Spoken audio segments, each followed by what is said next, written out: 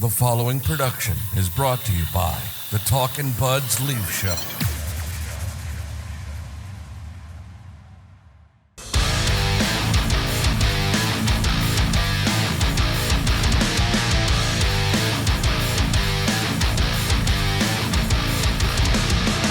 Here we go, Talkin Buds Leaf Show, episode 327.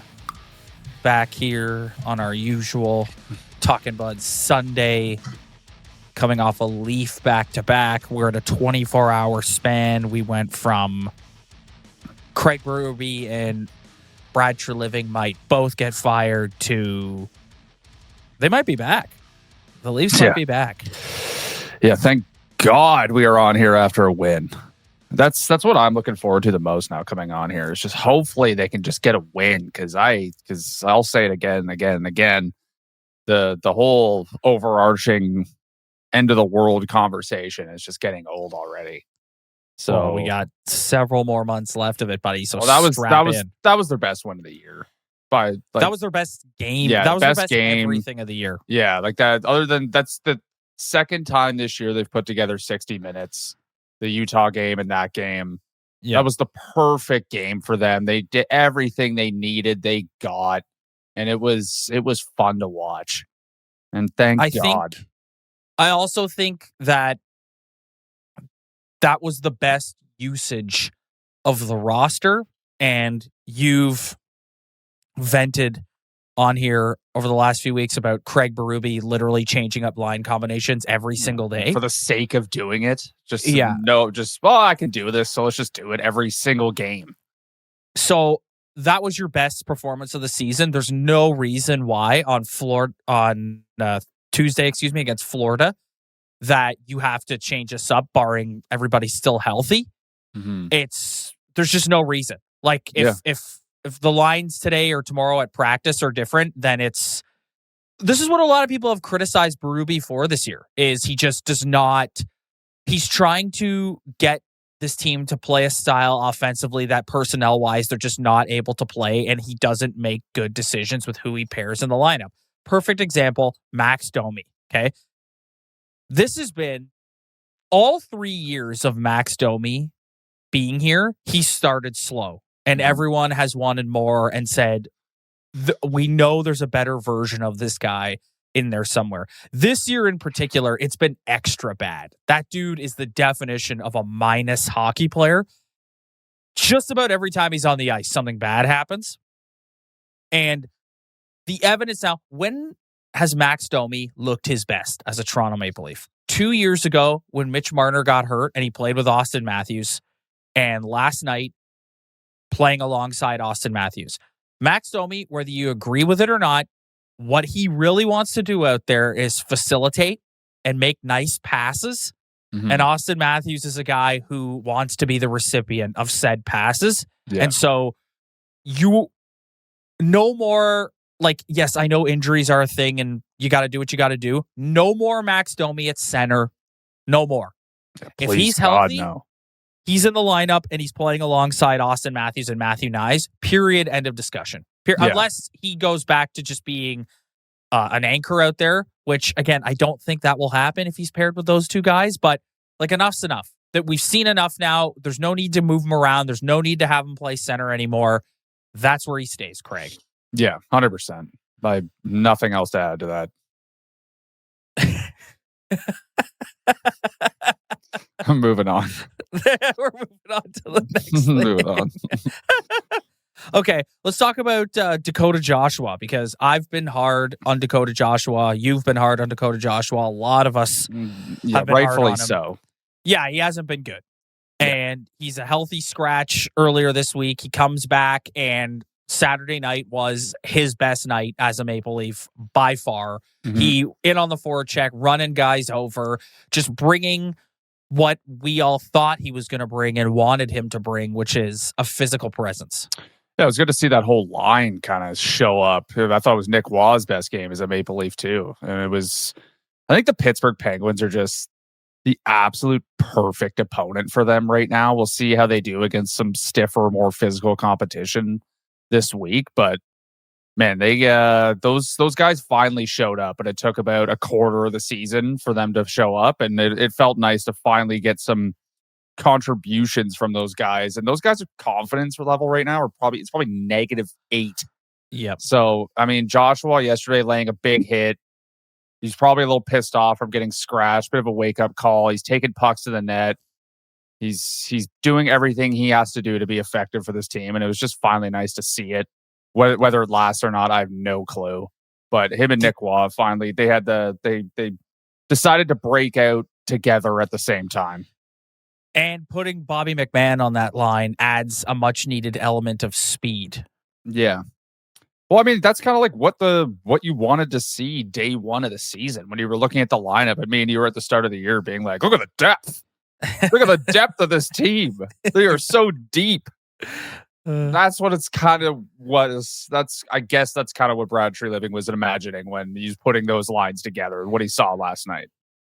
I texted you this last night. My theory on Bobby McMahon is he excels more in a bottom six role because I think he looks like a goat out there against the team's third pair. I think once you get Bobby McMahon up into first and second line minutes against the other team's better defensive matchups, he kind of disappears a little bit. And you saw it in the playoffs last year. But I think if you can get him out there against a third pair, a fourth line that maybe isn't as fast, he can do some damage out there. And I think Easton Cowan now becoming a top six staple, because that's what he is. Easton Cowan is officially a top six staple on this team. And that's just opened up more room out there for Berube to put McMahon out against guys that he can succeed against. Yeah, I mean, that's kind of, again, that's what they were envisioning. It's like they were supposed to have more kind of skillish players in their bottom that were like a little bit bigger, and that was supposed to be a good matchup for them, but then it all went to shit when they played like absolute shit the whole season. And then last night, it finally just somewhat came together, and I'm sure, I was looking at Berube on the bench. That was the first time that guy's taken a deep breath all season. I'm so confused. Like, let's just get into it here, because this is the main thing I have on my mind today. I'm so confused because we came on here a week ago and we basically campaigned for them to throw the season. And we're like, you got to make sure you pick in the top 5 and that pick doesn't go to the Boston Bruins. And then you watch them against Pittsburgh, and yes, Pittsburgh's got a bit of the Kyle Dubas thing going where they don't really have much of an identity. Stinks. Yeah. Stinks. Another aside, if I may. There's been a lot of people in the last month online who have been looking back at Kyle Dubas with rose-colored glasses and, we took that for granted. We took that era for granted. I hope all of you watched this sad, borderline pathetic version of the Maple Leafs absolutely dummy his team last night. I am still sitting here and I'm thinking change needs to be made here. Big change. But going back to that unproven philosophy that guy tried to execute here is not the answer. I'm sorry. Yeah, I mean, going into the weekend, when you were debating which goaltenders you wanted to play, I think Craig made the right decision. Yeah. The Washington Capitals are a problem for them. Big bodies, play hard, just play a different style. And I think you needed your best guy in there to try to win that game. And they could have won that game. And then he played very well, and they absolutely shit the bed. It was painful to watch. And I knew that playing the backup was better because the Pittsburgh Penguins, I know they have a better record, but you're watching them last night and you're like, what is this team? There's a bunch of washed, like, I love Sid the Kid so much. Like, he's such a goat, but like, there are a bunch of old 30-year-olds out there. They're not physical at all. All. They're not very dynamic. They're not big. There's not one guy who scares you on that team. There's not one. Their goaltending is suspect. And it's just like that was the ultimate opportunity to like sneak one in there against a team that you could compete against. And Kyle Dubas clearly has an identity. He does not. He is not building a heavy hockey team. He doesn't believe in that. Yeah. And someone will hear you say that and go, "Well, Brad Treliving's trying to build a heavy team, and look what's happened." Yeah, and it's like, no, it's true. I mean, I can't defend that. Yeah, you're right. No, 100%. But everyone looking back at Kyle Dubas with this reverence and this rose-colored glasses. I'm sorry, I can't do it. I can't do it. Another aside to add there, you're talking about the goaltending. Dennis Hildeby was great. Yeah. No, he was. Yes, Pittsburgh is definitely not, like, Washington is the far better team. There's no two ways about it. But that team has Dennis zero Hildeby hope still of beating well. Washington. Yeah. No. Yeah. Yes. Okay, back to my original point before we went off on two separate side tangents. That's just my whole life. That's my whole life in a nutshell. I did it as well, buddy. Just tangents. I'm so confused because we campaigned for them to throw the season and get a top 5 pick. But then you watch them in the Pittsburgh game, and I'm not sitting here saying all is right, all is fixed, but you're like, this team has a gear that they just have refused to get to this year. And we talked a bit on Sunday about just the lack of intensity, lack of juice, and like kind of just the, I don't know, for lack of a better term, like disinterest that they show at times. And so you look at this and you're like, maybe this team can squeak into a playoff spot if they just decide to turn it up a notch. Yeah. And maybe they are good enough to be a playoff team. Now, we can debate, do we think for the long-term health of the franchise, it's good for them to sneak into the playoffs? I still think the answer to that is no. However, at times this year, most of the season, in fact, they've looked absolutely pathetic. But then you watch them and you're like, wow, when you guys actually decide to turn it on and start winning battles and first on pucks and like making smart plays and having some semblance of a structure defensively, you're not as awful as you've looked pretty much all year. Yeah, I got to see a lot more from them to even consider that, because they're garbage. They're the worst defensive hockey team I've ever seen. Like arguably one of the worst defensive hocky teams. But do you think the point I'm making is right though? Like, do you think it's like yes, talent wise, particularly on the blue line, it's not there. But a huge part of the issue this year has been these guys just don't want to. Yeah. No, I get what you mean, and like I don't know. It's hard to say at this point because they beat up such a crap team last night that I just don't. I don't. But like you watch them play Washington, man. Like they're not competing with that team. They're not. They're not. Like that team is better than they are. They're bigger. They're stronger. They're faster. They've like the Leafs may have better goaltending, but other than that team beats them in every facet of the game. So I don't know. Let's see how they do against some better competition. Let's see if they can turn it up. Right now, I do not feel comfortable putting this team in any sort of playoff conversation. No, because they've been awful. But I know what you mean. I get what you're saying. Like, you're right. Last night was the first night where they hit on all cylinders and it looked good. And you're like, wow, have they just been sleeping the whole time? Can they actually wake up and do this? Yeah, no, I totally get it. But I just think it's hard to say that right now. I don't think that they're talented enough to win a Stanley Cup or go on a long playoff run. I think at the end of the day, we've seen enough now. This is not a very good hockey team. I think personnel-wise, the way the coach has deployed it plays a role in that, but just in general, talent-wise, they're not great.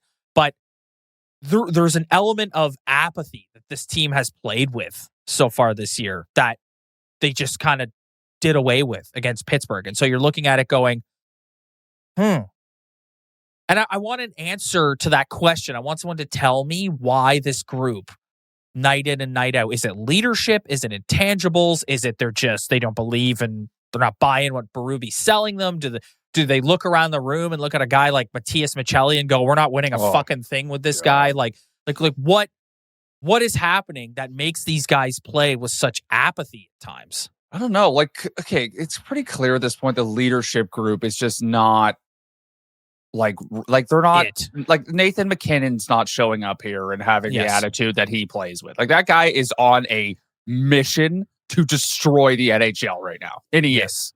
Yes. Like that's not happening. Like William Nylander's not doing that. Auston Matthews is not doing that. Yeah. But they are still high-end players who are putting up points. So like there's the leadership group will always leave you wanting more in terms of doing what they have to do to win. Their bottom six had no identity, like zero, none, absolutely nothing. And last night was the first time where it was like, that third line looks good. Nick Robertson on the fourth line with Lorentz and Lawton. Like those are skilled players, like somewhat skilled players who can like also contribute. So like last night was the first night where it's like, hey, I can kind of see like what kind of identity they have. Yeah. But I just think they and you know what the identity of this team is right now is their goaltending. Like that's the only positive of this team right now is they're getting excellent goaltending. Their goaltending's gotten way better since Joe Wall's come back. He's put up great numbers. Dennis Hildeby came in last night, played very well. So at least you have that to like start with. Yeah. But I don't know. I just think there's still too many. Like the defense is suspect. The defense is awful. It's so even bad. Fully healthy. Like to me, you hit on the forward lines just there. I think Scotty Lawton and his ability to skate as your fourth line center makes Robertson down there. It gives him somebody to play with, and they've had Cowan down there at times, and he's looked good alongside Lawton too because Lawton can skate. Yeah. And Steven Lorentz is just a staple on the fourth line for this team. Yeah. But yeah, the defense though, it's just even fully healthy. It's like Chris Tanev is far and away their best defenseman. He's not coming back anytime soon. Even if he does, the injuries he's dealt with this year are pretty significant. He's played a long time. His body has been through a lot. I do not anticipate. Yes. I do not anticipate Chris Tanev coming back and being like a major contributor, at least not right away. Mm-hmm. And then Brandon Carlo, we all know how everybody feels about Brandon Carlo, and Morgan Riley's a huge problem. Ryan, the holidays are here, and that means it's the most wonderful time of year to save with Rakuten. Use Rakuten to stack cash back at your favorite stores on top of holiday sales. That's savings on savings. With Rakuten, you can get cash back on gifts for everyone on your list, from toys for the kids to kitchen gear for the person who loves to cook to electronics for everyone. You can even save on something for yourself. Just shop the stores you love. Like Expedia for my next trip, a Dyson to clean up my home, or Best Buy to buy a new hard drive. And cashback is automatically added to your account. And you can choose to get paid via Interac e-transfer, PayPal, or check. Join for free today and get a new member bonus after minimum qualifying purchases. Just go to Rakuten.ca, download the app, or install the browser extension. That's Rakuten. Terms and conditions apply. Yeah, OEL's been really good. Like, I think you insert him in any top six right now and put him on the bottom pair or even on the second pair, and he's plays physical. He's on like a 9-game point streak. He's making things happen. He's clearly their most like player. He's the only player they have who has any sort of bite, like after the whistle. No one else gets into a scrum more than he does. And then Jake McCabe is probably second in that. And Jake McCabe has also been like the guy. He's playing so many minutes for what he is. Like he's just miscast right now because of injuries. And yeah, it's hard to see that defense like shaping up in a way where they end up like doing something. Like I don't know. It's tough. It's tough to imagine. Dude, I'm still looking at this, and I'm looking at Oliver Ekman-Larsson, and I was like, you could absolutely fleece some playoff team that wants a pretty good defenseman who can score you a goal into giving you a first-round pick for him. Yeah, dude, that guy could easily help a good team. Like easily. Yeah. I wouldn't even call it like maybe a first rounder for what he is. Could be a fleece, but dude, if Brandon Carlo got you a first rounder, Oliver Ekman-Larsson can get you a first rounder. Yeah, those are deadline prices, but like Oliver Ekman, OEL's not here for the long run. So if he just keeps having a good year and you're kind of out of it, like that's the first guy on your list of like, this is a guy we can move for something because he's having an excellent year for them. Yeah.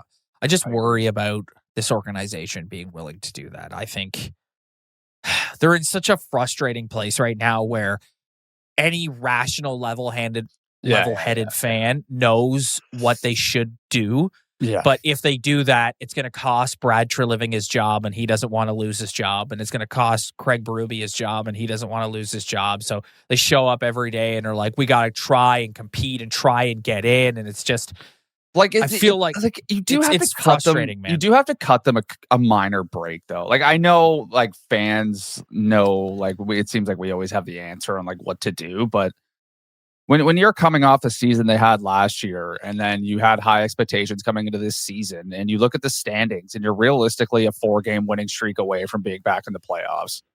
Yep.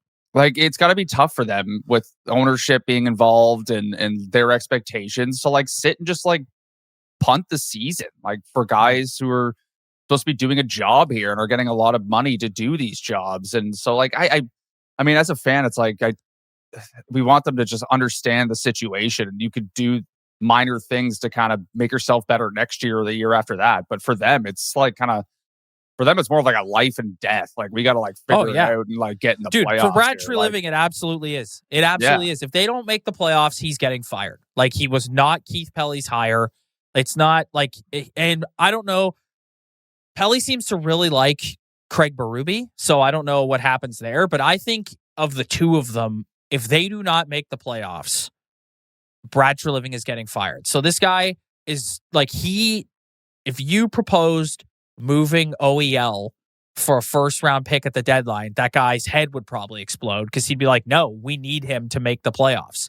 I have to make the playoffs. You look at the teams that are ahead of them too. It's like the Boston Bruins like that much better than they are right now. Like, you know, it's like it's got to be tough for them to sit back and look at the competition that they're dealing with and being like, these teams are clearly better than us. Like, are the Detroit Red Wings clearly better than they are? Like, no. Or I think the Ottawa Senators are a nice little team, but like, well, hold on. We should say, are they clearly better than they are when they play like they did against the Pittsburgh Penguins? The answer is no. No. But when they play like they played last Saturday against the Montreal Canadiens, or Friday at times against the Washington Capitals, dummied.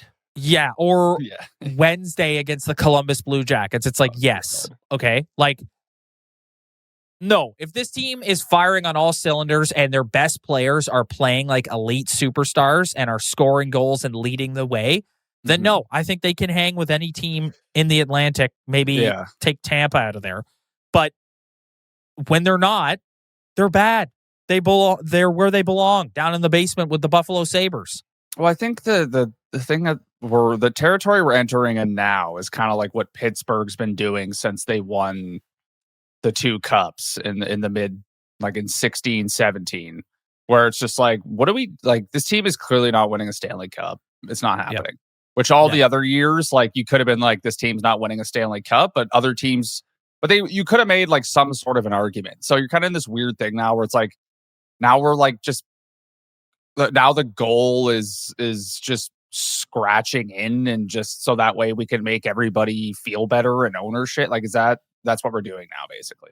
Well, no, and we're scratching and clawing in to just, but they probably sell you on the old line, Ryan. Like, and I don't believe this as much in the NHL playoffs because it's such a long road. But they'd probably throw the old line at you of, well, you just need a ticket to the dance, Ryan. You get in, and Joe Wall gets hot, and you can go on a run, and like Auston Matthews finally, after 11 years in the league or whatever it is, decides he's going to be a dominant player. Like, that's probably what they'd sell you on. That's probably what they would say. If I'm in that organization right now, I want to be sold on how we're revamping our defense core while still keeping the quality pieces that we have on this team. How are we going to still have Auston Matthews, William Nylander, Easton Cowan, Matthew Nyes, John Tavares on our team and redo our defense? That's what I want to know in the organization, because they're not, because they have tons of, that's the problem with this team right now too, is they have tons of solid pieces. It's not like they're garbage. It's not like you're looking at their talent and going, this team has no talent, like they can't score. No, they have tons of talent. They still have pretty much all their top players. But how can we keep these top players around and have them, and like some of them, they're getting older too, but like, how can we keep these guys around and just upgrade our defense over the next like 2 seasons? That's what I want to know. I don't know. I'm sorry, man. Like, I know, I don't care if you're Keith Pelly or you're Ryan Furnish. Like, you're looking at that fucking defense core. That is not winning a goddamn thing. It is not. I'm sorry. Like, you can scrape into the playoffs all you want, but as soon as you run into any sort of quality team, you are getting smoked. Like, it's not good enough. It's not. Someone out there would look at you and say, well, it was the same 6 guys and they weren't this bad last year. It's not the same 6 guys. It's not the same. Dakota Mermis is getting like serious minutes for this team. Yes. It's not Troy the same. Stetcher. Yeah, it's not the same. It's not. No, but if everyone's healthy, it's the same 6 guys. Mm-hmm. But at the same time, it's like, they got all world goaltending last year. Like that, and they've all gotten the a year older. Like these aren't young men here. Like these guys are all. You had a guy like Simone Benoit, who's an American Hockey League defenseman, have a great season last year. Mm-hmm. Yeah, and it's like it's difficult for a guy like that to come back and repeat that. It just is. And I like Simone Benoit. I think he's a guy who shift in, and I'll never criticize that guy's effort. Shift in and shift out. He's out there working his bag off, but he's just not. He's a seventh defenseman. Yeah, if you're just if they're just running out Murmy like 24/7, and I he's a good guy, but it's just like. I don't know. I don't get how you could be in ownership and look at that defense and be like, if we scrape in, we could maybe do something. It's like, no, you're not, man. No, you're not. You're not doing it. Okay, before we get out of here, I just want to revisit Easton Cowan one more time because he scored a few goals in the last couple of games. He has cemented himself, like I said, as a top 6 staple. I'd go as far as to say, if you're looking 3-4 years down the road at what does the next core of this team look like, he is a piece of it. It looks like he's getting more and more confident out there. And you said something to me last night that I wanted to hit on today about his attitude and his enthusiasm. And you've heard Berube call him a dog on a bone, basically since training camp. And this guy, we've criticized star players on this team for lacking intensity and lacking that emotion. And this kid appears to have it. He appears to have that ultimate competitor sort of vibe about him. And to me, that is more valued in this organization and this fan base than most other teams in this league, in my opinion. Yeah. I don't know if I'd call it like ultra competitiveness. I think there's more time needs to pass to see that. It's just when you watch him, it's like when that kid scores a goal or makes a play, like he's stoked. Like he's like he's got a big smile on his face when he scores a goal. He's going down and fist pumping, and he's doing kind of what Matthews used to do when he was a little bit younger. And it just seems like that you always heard Berube be like, dog on a bone. I was kind of watching it and be like, I don't know if I see a dog on a bone, but over time it's just like, I don't know. There's just something about his personality, the way he like shows emotion on the ice, the way he just gets fired up every time he makes a good play. It's like, it's nice to get some youthful, because like Auston Matthews is almost like 30. Like William, like these guys aren't like young men anymore. No. So it's nice to inject like a 20-year-old in there who's like excited to make plays and score goals and is fresh and isn't jaded by all the crap that's gone on here over the past 10 years. And it's just, I could see why the coach is like, I like this kid. He wants to be in there. He wants to make plays. He's not shying away. He's getting better every game. He doesn't look intimidated. That's what I love about him. And dude, the guy's does not look intimidated. Yeah, the guy's 20. The guy, he looks like a 5-year-old out there. Like he's like, like he looks like he's 10. But he doesn't play like it. He doesn't play like it. So I love that about him. Yeah, and for a team that's basically traded away every piece they could have drafted over the past 10 years to finally have one guy you drafted, and the two guys who they've drafted and kept are in their top 6 now. So that's a welcome sight for Leaf fans. So, I mean, who knows what the ceiling is for this kid? I really don't know. I think I knew the ceiling of Matthew Nyes almost immediately when I saw him play. I'm not sure what the ceiling is for this kid. But so far, man, if he's already in your top 6, I don't think it's like a diss being like, well, what does that say about the organization? It's like, no, this kid's like really skilled. Like all the skill checks out. I said it last episode. The guy can pass the puck. The guy can shoot the puck. Like the guy got 1 million points in junior. He won Memorial Cups. He was like the leader of that London Knights team. Like it's not like this guy was all of a sudden just like, you're just hoping the skill comes. Like, no, he has skill. There's other things he needs to work on. But yeah, I think it's that him and in the goaltending have been like one of the few minor positives of this season. Yeah. And I would say I'd throw Nylander in there too, even though he and Johnny have cooled off a bit the last couple of games. John Tavares he has he's disappeared a little bit over the past couple of games. Yeah, he looks tired. Listen, we'll give him a break because $4.5 million he was elevating this team when the captain was nowhere to be found. So Easton Cowan needs to work on skating with the puck at the NHL level. That's his and a bit on his defensive positioning and his decision making out there. But these are all things that come with being 20 years old. But like it's like I always cut young guys break for that now because it's not like in this era of hockey, like when you're 14, 15 years old, like all you're trying to do is fill the net, man. Like this guy probably wasn't never worried about his defensive positioning until he met Craig Berube. So yeah, like that's you always got to cut some break for that. His junior coach was Dale Hunter, so I'm sure he heard about defensive positioning. He got the Willie treatment in London. Like yes. Like we'll cut you a break because you're so goddamn skilled and we wouldn't score goals if you weren't on this team. So, but it's been great. Last thing I want to hit on, and then we're going to get out of here. Auston Matthews scores against the Pittsburgh Penguins. It's a vintage Matthews release. The reason why it's newsworthy is because we don't see it nearly as often as we used to. I started the episode by saying Max has got to stay with him, and I think that'll help. But look, man, one thing that has remained true since these guys came into the league, and it's still true today, and it's still going to be true for the next 2 years as long as he's in that jersey.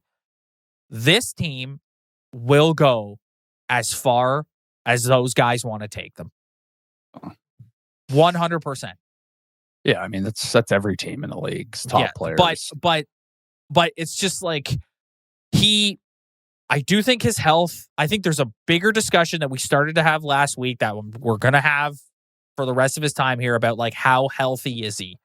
But he needs to be making way more of an impact out there on a shift-to-shift basis, and he needs to get going, and hopefully Domi with him is going to help get him going. I've given up on the whole argument of, well, you're Auston Matthews, you should elevate your wingers. That's not who he is. He's not. He's a guy that needs people. I've said it before. I'll say it again. We need to look at Auston Matthews more the same way that we look at Alex Ovechkin and less the way we look at Sidney Crosby. He's a goal scorer who needs people to help facilitate him scoring goals. And his defensive game has gotten a lot better, and he's a pretty good 200-foot centerman. But as a fan base, we need to stop with, you need to take over a game. You need to be a dominant force. That's just, again, you can argue, well, he gets paid this and whatever. And I get it. Trust me, I get it. But this is what this version of Auston Matthews is. And he just needs to score goals. That's it. Well, we've hit on this with so many different players. Like maybe with this injury and what's happened with him, like maybe this is his point where he's got to start looking at changing the way he plays the game. Yeah. Like he can't play the same. Maybe he can't play the same way he used to play. Like it's just with getting beaten up and slowing down and whatever's gone on with him. He might have to look at changing his game a little bit to be most effective. Like, I don't know. I don't know what that is, but yeah, I mean, he still looks good in his own end. Like that still checks out for sure. It's just that the goal he used to score all the time where he'd come in and he'd toe drag it close to his body and just rip it over a goalie's shoulder. I haven't seen that in 2 years, and I don't think it's coming back anytime soon. He doesn't, like, there was a moment during the game against Pittsburgh where there's a delayed penalty on the Penguins, right? So the Leafs have the extra man out, and he goes to carry the puck over the Penguins' blue line. And they kind of zoom in on him, and he is not moving his feet at all. He is gliding and trying to stick handle between 3 Penguins players. And it's like, dude, move your feet. Skate. Like, just push through them. You're a big man. Push through them. Yeah, it's hard to get separate. His separation is gone too. He used to separate from guys, and now he's always checked. Like it's just like it seems like there's a guy always in his face checking him, and he has no space to operate or create space for himself. That's another part of his game. One of his hallmarks too for the first few years of his career was he was amazing at taking pucks away. Yeah, lifting the stick and you don't really see him do that anymore. And so you wonder, with the skating and with the separation and with is that all injury related? Is the guy's back just in such a state that he's not comfortable? Yeah.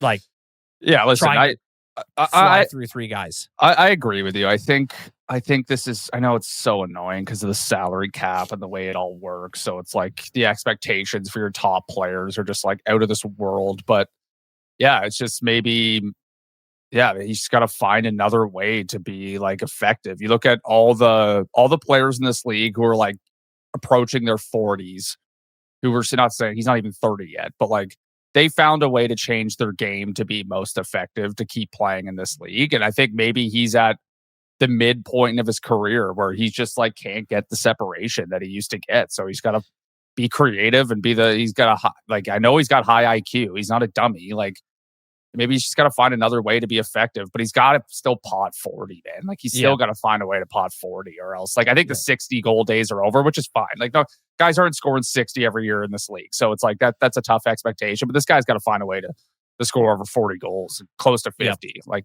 any way he can. Yep. So I don't know. All right, buddy. We'll end it there. The Leafs in Florida on Tuesday, then in Carolina on Thursday. Ryan and I will be back on Wednesday in between those two games. And then I'm going on vacation for a week. So we might take a few days off between episodes, which is okay. It's the holiday season. But you can guarantee that we will be back on Wednesday to talk about Tuesday night against the Florida Panthers. If you'd like to join us for that, hit the like and subscribe button below. I say it every week. Thank you so much for all the new subscribers, all the comments, the engagement we get on our videos, off the charts. We love you guys so much. Even those of you who give us a thumbs down and watch our videos strictly to call us morons, we appreciate you as well. If you're listening to the audio version, like, subscribe, review. Every little bit helps. Spread the word. Tell your friends. We'll see you guys in a few days.